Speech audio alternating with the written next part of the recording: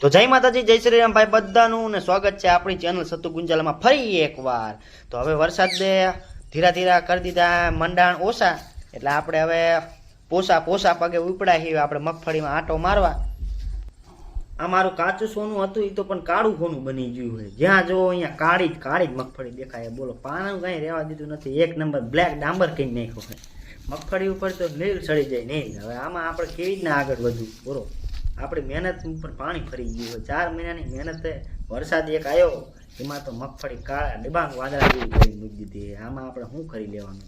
એટલે આપણે હવે થોડુંક વિચારીને આપણે કીધું આ બધું જોવું, એના કરતાં આપણે સીધા હોય જઈએ ખરામાં અને હાલતની આપણે જોયું કે કેવી હાલત છે, અને ભેગા આપણે પાણી જોતા આવીએ બરોબર। એટલે ધીમે ગતિએ આપણે ઉપડી ગયા છીએ ખરા તરફ ને પહોંચ્યા। અહીંયા જોયું તો ગાંધું આહા ગાંધું હતું કે શું હતું? આંધું હતું। ગાંધું જોયું તું મારા દીકરાનું, આહા કાળા ડમાર જેવું, એ કાળા ડમર જેવું થઈ ગયું હતું। થોડીક વારમાં આપણે કીધું આમાં કંઈ નહીં મારે, હાલો આપણે રાઈડ આવી। મેં કીધું આ રાઈડ કોણ પાડે? જોયું આપણે સીધું હલરમાં આપણે નજીક જતા જોયું। મેં કીધું ઠપકારવાળી ગયા કોણ રાઈડ પાડે? ઊંચું કરીને જોયું કોથરોડ માં રાઈડ પાડતું હતું, કોઈ પકડાનું જ નહીં ને આયા કાળી નીર ચડી મગફળી પડી હતી। આપણે ફરીને જોયું હલર વાહે જોયું। મેં કીધું કોણ આ બધું રાડ કોણ પાડી રહ્યું હોય? તા પાછળથી અવાજ આવેલા, હું નહોતું તો ઓલો કે આ પાછળ જોને કે ઊંચું કર જલ્દી મને બહાર કાઢ કે આમાં બફારામાં હું મરી જઈશ, કે જલ્દી મને ઊંચું કરીને જોયું તો આમાં બફારામાં થોડી રસ ચડી દેતી। આ પાનું માર્યું ઢોરાણ ખાવા એ જેવું નહોતું રહ્યું, આને કહેવાય ઘરમાં ખાવા ધાણ ન રહેવા દીધું આ વરસાદે તો। જોયું તો જો તો ધુમાડા નીકળે ધુમાડા। મેં આ બધું જોવું એના કરતાં આપણે ધીમી ગતિએ વહી જઈ।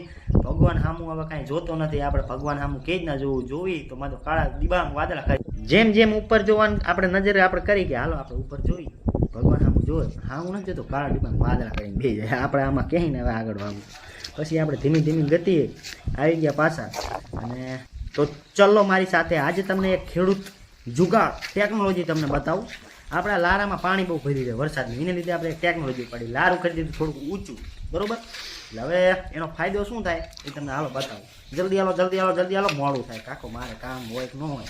આ જો તમને ટેકનોલોજી, હવે આપણે લારું ઊંચું હોય એટલે આપણે પાણી શું બધું લારામાં ન રહે, સીધું નીચે પડે બરોબર। એટલે આના માટે મને પુરસ્કાર મળવો જોઈએ, બહુ મોટો મળવો જોઈએ। થોડોક વાર જોઈએ તો આપણે નજર જઈ ચકલીના માળા ઉપર ચી ચકલી બોલતી હતી, હાલો જોઈ આવીએ આમાં બધું અવાજ ક્યાંથી આવે। હવે ધીમા જો રિસ્ક લઈને તમને બતાવવા સારું તો ન બાકી આપણને શોખ નહોતો એટલો બધો જવાનો, આ તો મને પક્ષી પ્રેમ હતો એટલે આપણે જવું પડે। એટલે આપણે ગયા અહીંયા જોયું ને તો ચકલીને માળામાંથી ને અવાજ આવતો હતો, વરસાદના હિસાબે બિચારી તો કે ટીંગાય માળા, બિચારા વરસાદે તો જીવજંતુની પણ રોજી રોટી